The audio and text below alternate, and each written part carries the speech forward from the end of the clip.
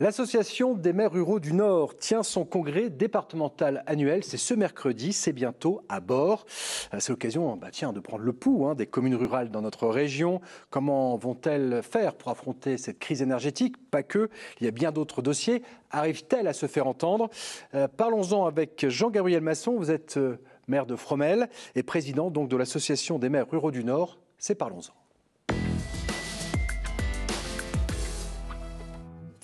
Jean-Gabriel Masson, bonjour, bienvenue sur le plateau de WEO. Donc je le rappelle, maire de Fromelles, président de l'association des maires ruraux du Nord. Vous avez un grand congrès ce mercredi, vous allez vous faire entendre, c'est important. L'association des maires du Nord est née, c'est ça, en 2009 et j'ai bien compris, elle a bien grandi depuis. Oui, tout à fait, parce qu'on était, en 2014, on était 17 adhérents. 17 ? Et on arrivera à la fin de cette année à 300 adhérents, des communes rurales, moins de 3500 habitants, sur un total de 500 communes rurales dans le département. Donc oui, on a bien grossi. Alors, un sujet important de cette rentrée, ils sont nombreux, c'est la crise énergétique, le coût de la facture énergétique, notamment avec l'hiver qui approche.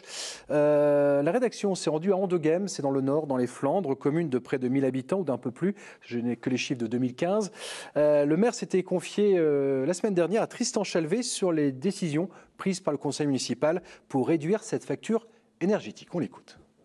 La baisse de 1 degré du chauffage sur l'ensemble de nos bâtiments, la coupure de l'éclairage public de 23 h à 5 h du matin, d'avoir une coupure significative, nette, de plusieurs heures la nuit, nous permettra de vraiment diminuer notre facture énergétique.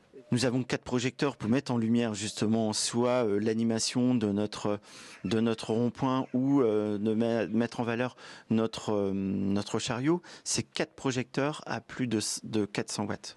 Donc là aussi, ça sera coupé, pas rallumé, et on va voir comment on peut éclairer autrement. En fait, la non-consommation permettrait d'avoir une économie de 7 à 8% sur l'ensemble des énergies, ce qui représente quand même un certain budget pour notre collectivité de quelques milliers d'euros. Mais chaque petit pas va contribuer à l'effort collectif que le président de la République nous demande. Chaque petit pas va contribuer à l'effort collectif. Difficile d'affronter une telle crise? Oui, d'autant que depuis fin 2021, on a dû sortir, pour les communes ayant plus de 10 agents, enfin 10 ou plus, on a dû sortir du marché régulé. Et donc ça veut dire qu'on est dans un système où on ne maîtrise pas les évolutions tarifaires, notamment du gaz. Et certaines communes ont parfois 50% d'augmentation, voire une facture qui va tripler cet hiver et qui seront incapables de pouvoir justement équilibrer leur budget. Donc il y a des vraies inquiétudes fait au hasard, suivant le moment où vous avez négocié votre contrat, qui va mettre en difficulté beaucoup de communes. Alors quelles sont les solutions, en tout cas, en tant que président de l'association des maires ruraux du Nord, qu'est-ce qu'on peut faire? On l'a vu, un exemple avec le maire d'Andeguem, il choisit de réduire un petit peu la consommation, mais ça risque d'être quand même difficile. Pour vous?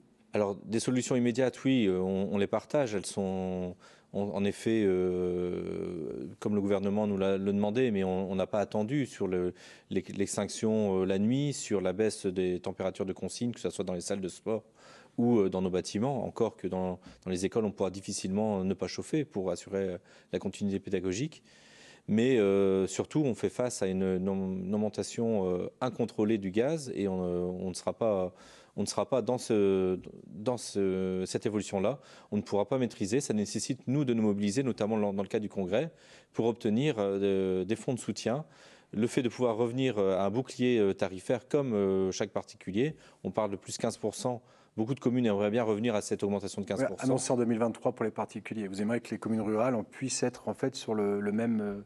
Et revenir pour se protéger, parce qu'on a parlé avant des emprunts toxiques, et là on est en train de revivre un peu la même chose avec cette crise énergétique. Alors cette crise énergétique, un autre dossier qui est difficile pour les communes rurales, ce sont parfois les fermetures d'une classe, le pire, de l'école, car perte d'attractivité. Là, par exemple, on verra des images qui ont été tournées le 1er septembre, c'était à Zegerskapelle, il y a eu une forte mobilisation. J'ai cru que bonne nouvelle, c'est que pour finir, la classe n'est pas supprimée. Mais c'est vrai qu'une classe, une école, c'est la vie d'un village. Oui, d'autant plus dans une commune rurale, c'est l'essentiel et c'est ce qui permet de créer la cohésion entre les générations.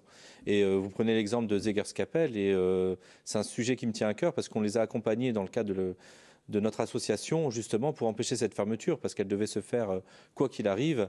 Et il y a des écarts parfois entre les prévisions qu'on peut avoir dans les bureaux et la réalité du terrain. Et en dehors du maire, connaît mieux sa population, connaît son évolution. Et c'est grâce à cette mobilisation et notre action au sein de l'association qu'on a pu l'empêcher. Donc c'est une bonne nouvelle, il faut le souligner.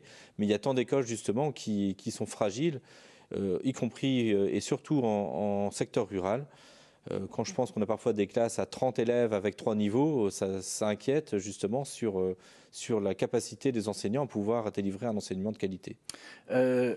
Une dernière question. Ce congrès, lorsqu'on est maintenant près de, c'est ça, plus de 300 communes, près de 300 communes, c'est important pour se faire entendre. Lorsque je voyais que vous étiez en 2014 seulement 20, face aux intercommunalités, les comités d'agglomération, les départements, là, mercredi, c'est un congrès important. Oui, alors il sera en présence de nombreux parlementaires et du préfet, donc on a aussi à faire entendre notre voix. Notamment sur la hausse tarifaire de l'énergie. On a une motion qu'on portera et j'invite tous les maires adjoints élus à venir le 21 septembre pour se mobiliser. Alors c'est à Bord, hein, c'est ça?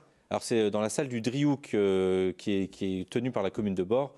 C'est dans le territoire de la commune de Castres, mais j'invite les élus à venir justement pour se mobiliser notamment pour la ruralité.